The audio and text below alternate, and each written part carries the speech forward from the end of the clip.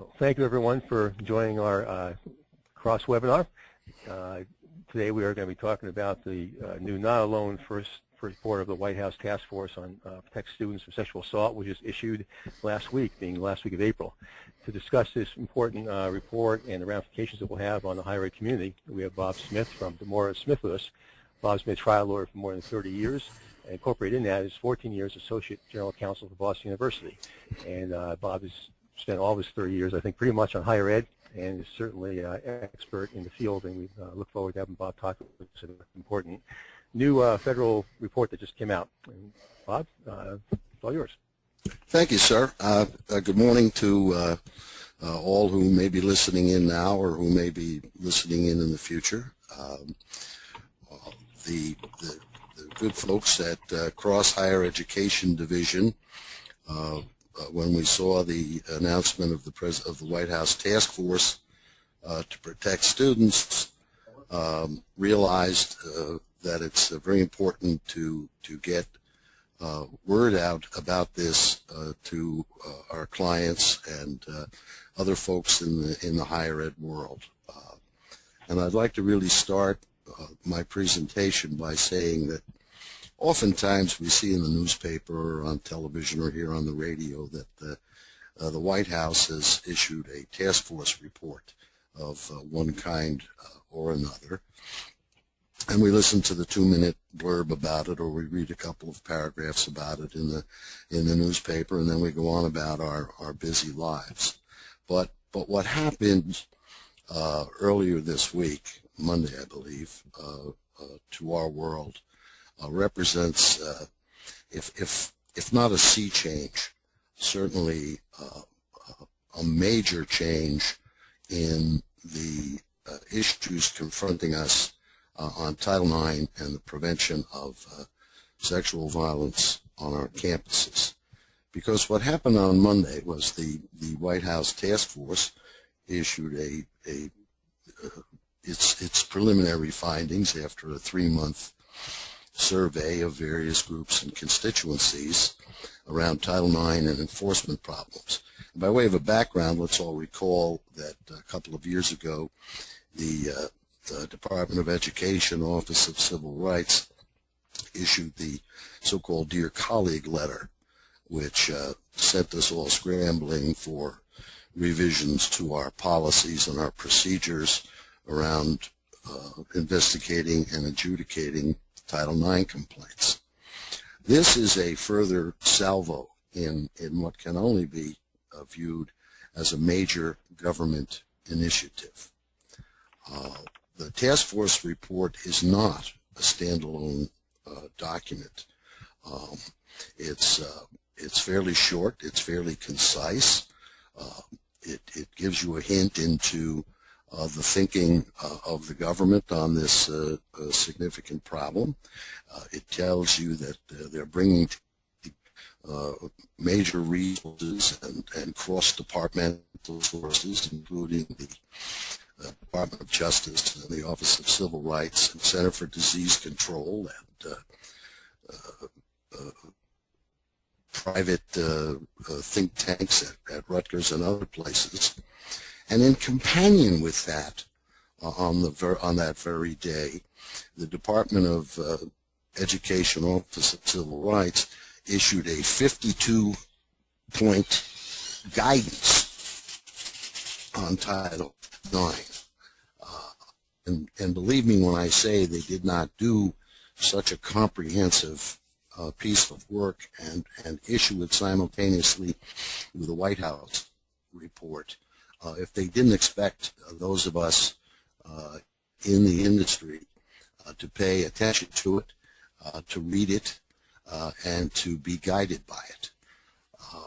At the same time, they also announced against a couple of colleges compliance reviews and other enforcement initiatives. Vanderbilt University got notice almost simultaneously with the issuance of the task force report and the OCR guidance that they were going to be put under review based upon a complaint. I forget whether it's a current or a former student, it really doesn't matter, that her allegation of sexual misconduct was mishandled and that the Vanderbilt policies and procedures do not pass muster. In the Vanderbilt newspaper is an article about that event, and they quote a OCR spokesperson as saying that there are currently 60 colleges that are under one type or another of compliance review or enforcement initiatives by the OCR. We know that locally, Tufts was in the paper the other day in a dispute with the OCR about certain wording in an agreement that they've been asked to enter into. We understand that Harvard's under review. Last year, Yale was fined $165,000. And so what the government has done here is this is a three-part tsunami that has hit us this week, and it provides extraordinary insight into the thinking of the regulators when they do come knocking at our door. It is not the law of the land yet. It is not a regulation adopted by an administrative agency yet. But the fact of the matter is that when a government agency or someone having control or influence over your business explains what they think the rules mean, we are well advised to begin to conduct ourselves in accordance with their thinking of what their rules mean and what their rules require us to do. And so really what colleges and universities have to do starting now is engage in some very serious introspective reflection around how they approach Title IX and the problem of sexual violence on their campuses. They have to take their policies and procedures and lay them down almost, on top of this matrix that the government has issued this week, and see where they fit and where they don't fit. I mean, I suppose the alternative is to decide not to voluntarily comply with some of these things, and then if challenged in a compliance review or otherwise, say, well, we don't interpret your laws and your rules and your regulations the way we do, and we feel that our procedures and our policies and our adjudications are done in the best interests of our students and are in full compliance with Title IX. And then I suppose you can have a very extensive and expensive and time-consuming fight with the government. But having laid out this roadmap for you and told you there are some things that they recommend that you do, when they come to see you, and it may be your turn next, one of their first questions will be, did you look at our 52-point guidance? Did you compare our 52-point guidance with your existing policies and procedures? And if you did, and you found that there was a significant, or not even a significant, but you found that there was some difference between our view of what you should be doing and what you were actually doing, what was your process and your rationale and your thinking for continuing to do it your way and not our way? So while it does not have the force of law yet, it is clear that is coming, or it is equally clear that the regulators can now say, look, We put out regulations. We gave you the Dear Colleague letter a couple of years ago. You spent lots of time and money and spilled lots of ink revising your policies. We still think that this significant societal problem it's occurring in big numbers in too many places across America. We've asked you nicely to get with the program and to take what we believe are prudent best practices to help reduce this problem. And to the extent you don't or you won't or you can't, you will be held accountable to us for that. And pay attention, because over the next few days and weeks, your inbox will fill up with alerts and invitations to webinars. I've already received several in the last 48 hours. So better minds than mine are hard at work grappling with this problem as we speak. I'm sure that our friends at United Educators and other important industry service providers are burning the midnight oil to develop their understanding of what this all means to their members, and will be coming out with significant guidances on the issue. No. I don't want you in here. Someone has their Still on mute, right?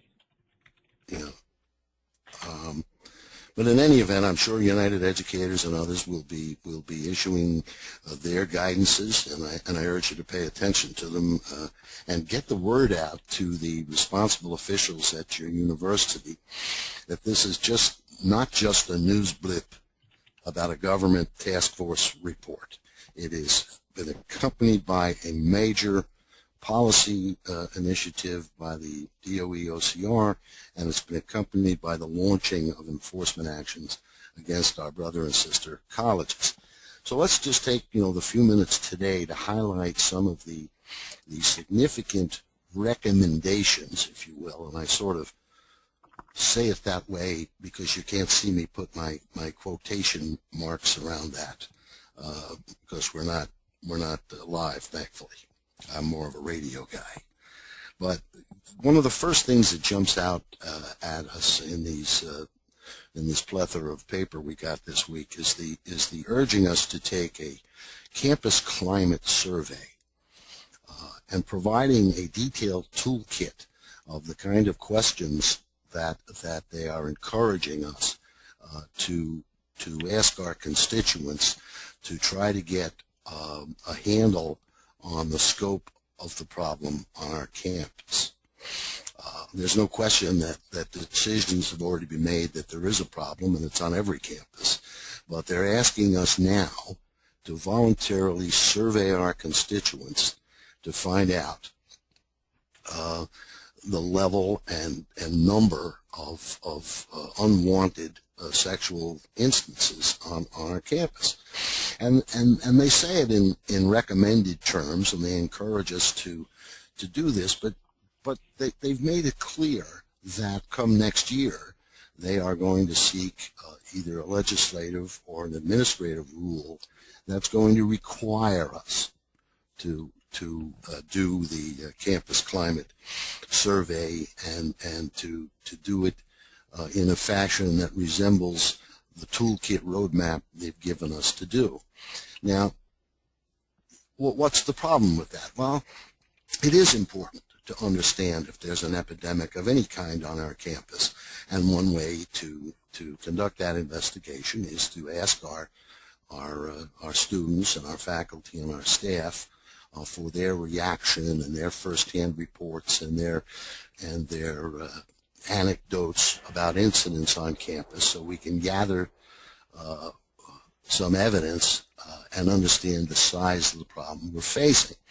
The dark side of that, of course, is if you take a campus climate survey and it comes back that you're in the middle of a tornado of just horrific events happening on your campus every day or every weekend, and that gets out, how do you manage that negative information and protect your reputation and the like?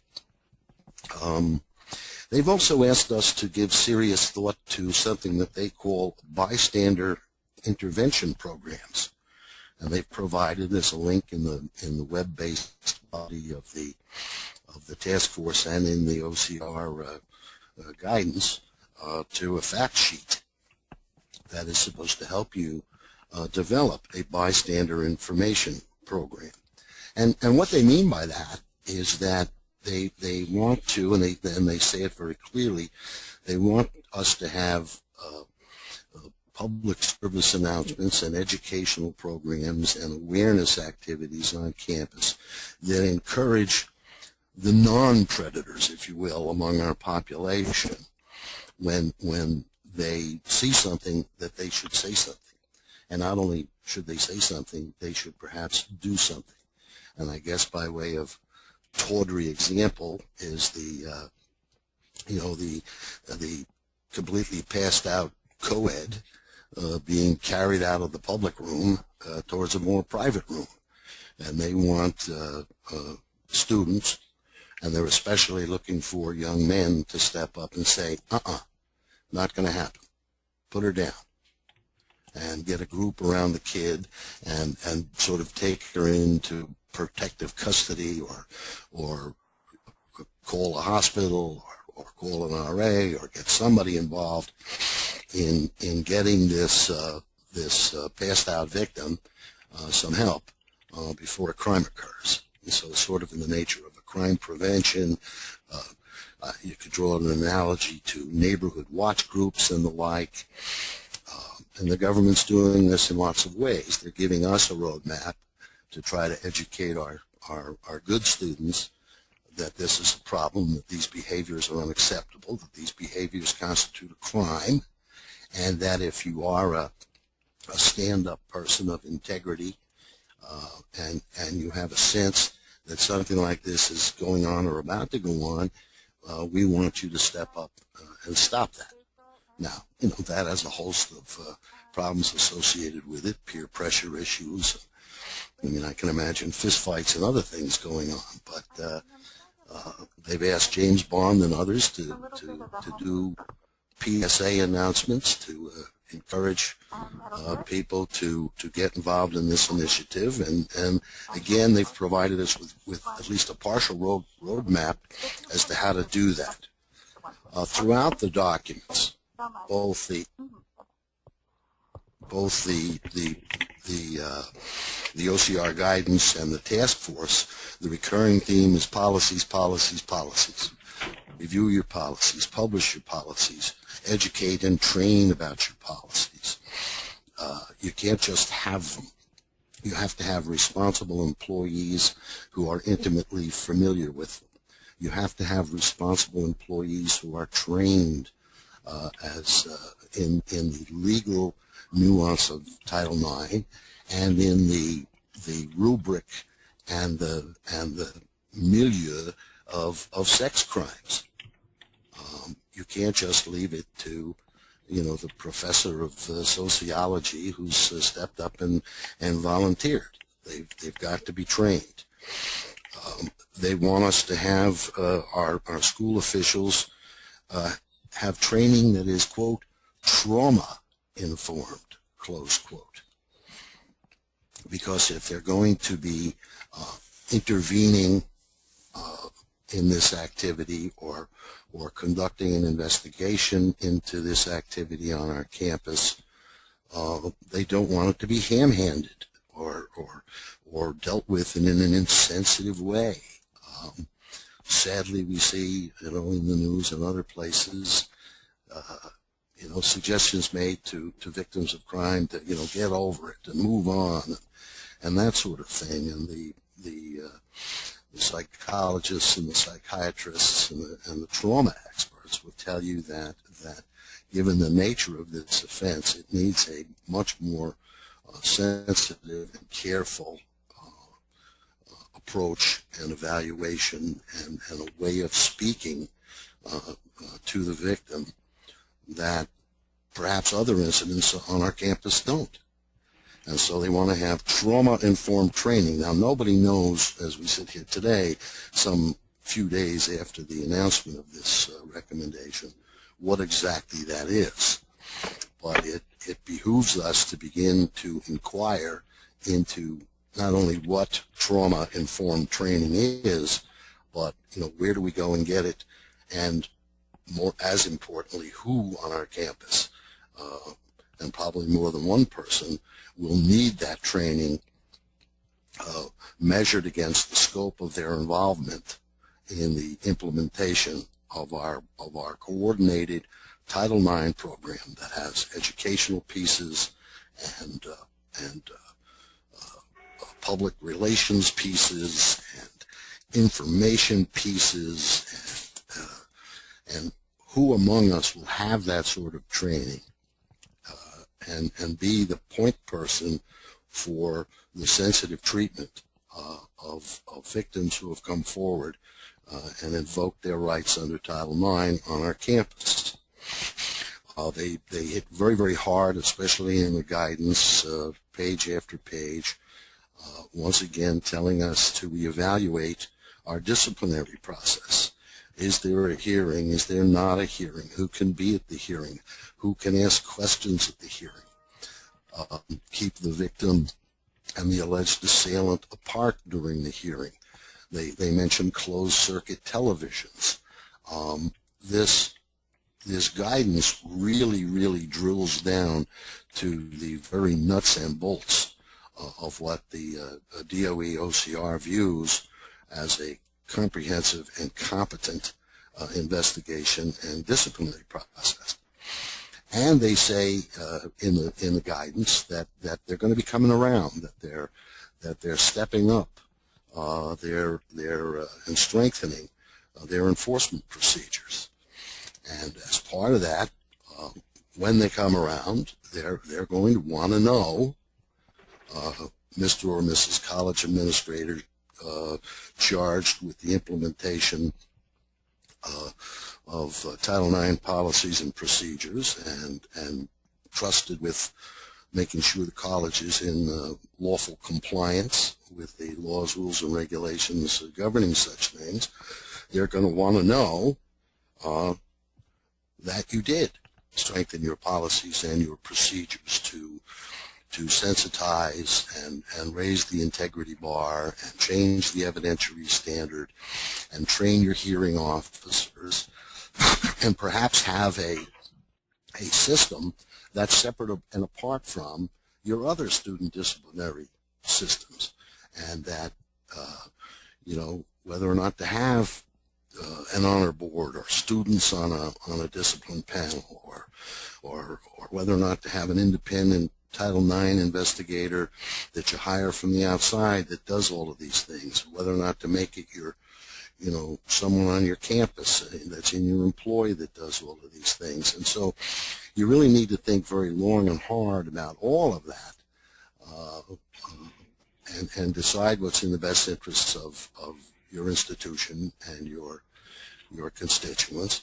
But again, the government's going to want to know your thought process behind that in the event of a compliance review, and they're going to want to see the notes of the meetings of the committee charged with figuring this all out. And they're going to want to see the emails between the Title IX investigator and the Dean of Students or the Director of Judicial Affairs to see that, in fact, this was a meaningful and thoughtful exercise on your part to try to comply with and bring your programs into line with this significant guidance, and you weren't just paying lip service to it and hoping that the government will never knock on your door.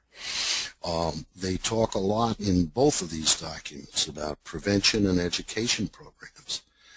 They talk about Take Back the Night. They talk about skits at orientation, and they talk about signage, and they talk about various and sundry ways that you can reach out to your community and emphasize to them over and over again that taking advantage sexually of someone against their will, someone who says no, or someone who is incapable of consenting to that activity is a crime, and that it's against the policy of the university, and it won't be tolerated.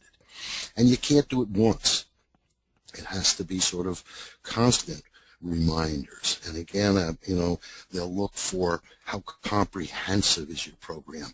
How does it reach? Is it only targeted to a certain population? Have you brought the athletics community into it? Have you brought the fraternities and sororities into it? Have you, based upon this climate survey that they want you to do, identified where most of these problems are arising, and then have you focused your education and your training and your enforcement to the problem areas? Have you put your fire hose on the source of the fire, or are you just getting some flames that are coming up through the roof, and meanwhile the thing that's burning down the house is going wild in your basement? They've announced that more policy recommendations will be coming in September and in October. And so we have that to look forward to. It gives us a couple of months, I suppose, to digest this three-prong announcement on Monday. And just to reiterate for anybody who joined us late, the three-prong announcement, I started this brief chat by suggesting that it's not just a a government task force report that can be read and put in the drawer or ignored, because it was accompanied by a major initiative from the Department of Education Office of Rights, and it was accompanied by enforcement proceedings against colleges and universities. So this initiative has real teeth in it. It is just as spectacularly a wake-up call as your colleague letter was of April 2011, if I have my dates right. And people need to wake up and smell the coffee. The alarms are going off. The cold water has been doused on us, and woe be unto any of us who don't conform our behaviors and our standards and our policies to what by now is being put out to us as suggestions and helpful advice. But oftentimes somebody in your life, a teacher, a parent, or somebody gives you what they think is helpful advice, when really the expectation is they're telling you what to do, trying to help you reach the intellectual conclusion that doing your homework is a good thing for you to do, and that you should understand that, and that's the best advice you can give them. And then they're stunned when some draconian measure comes down, like you're grounded because you didn't do your homework. Well, gee, Dad, I thought that was only helpful advice you were giving me. So, I'm not making light of this. I'm trying to put it into the context of the lives we lead. So we have new policies coming out and recommendations coming out in September. This is not the end. This is the beginning of the wave. The emphasis throughout both the guidance and the task force report is on training, deciding who responsible employees are, whose job it is to do what, how they can not trip over each other.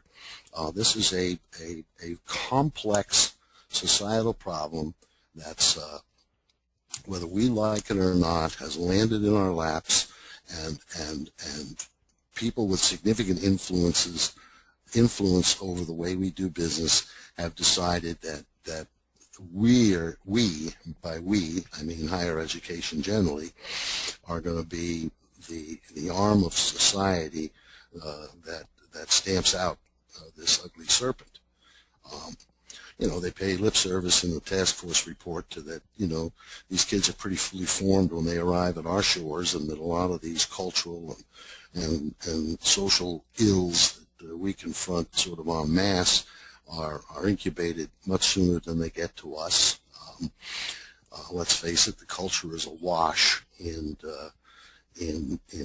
crude and obnoxious and salacious behavior and suggestions of ways to be popular and ways to be cool and beautiful, talented young singers like Beyonce coming out with Drunken Love that the kids are, laughing at and playing loudly and dancing to and drinking to.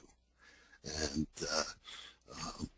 we didn't do that. We didn't produce the records. We don't produce the videos. We don't produce the movies. We don't produce the other societal pressures on these young people.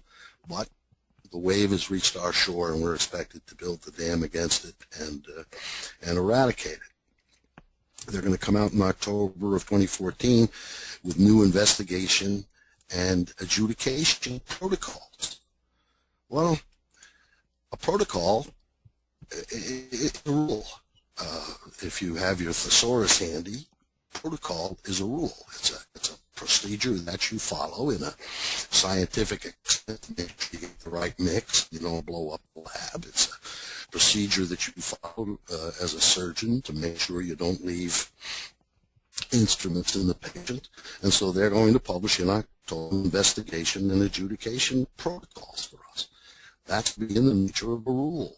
And there's going to be an expectation that they've established best practices for us, and woe unto the institution that doesn't accept those best practices at face value and implement them, or have a very sound and strong and well thought out and supported evidence-based rationale for not doing so. But they've asked us to do all of this and they've raised some thorny issues and important issues. Another recurring theme through the documents is the confidentiality of the alleged victim and how to preserve that confidentiality and still meet our obligation to go forward with an investigation. They talk about the interplay between when the victim goes to local law enforcement and to us.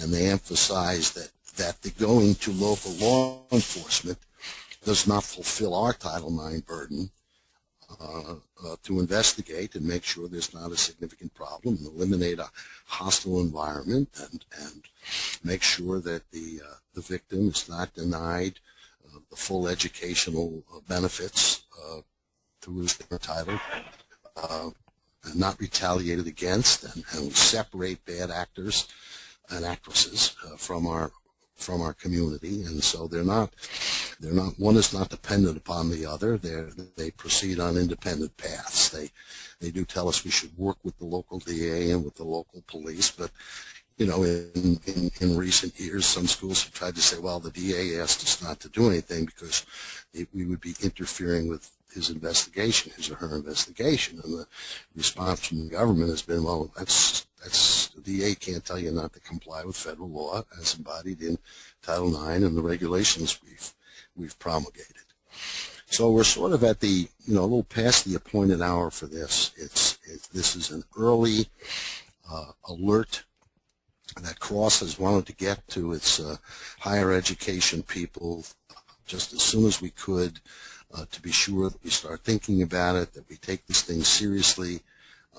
It's just not another headline in the paper. It's not a coincidence that the Harvard Crimson and the Vanderbilt Daily News and the Boston Globe this week are full of stories about colleges undergoing compliance reviews, while at the same time a task force from the White House has released a report and the OCR has initiated a 52-point guidance. So please, all of you, talk to the responsible people at your schools. Let them know. I mean, they know. Your judicial officers are getting pinged on their email with this, and your deans of students are getting pinged by their organizations.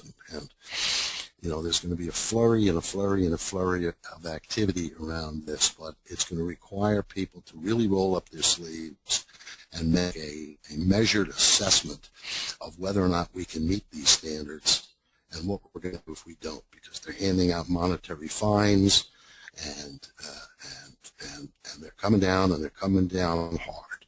And it's really, really time.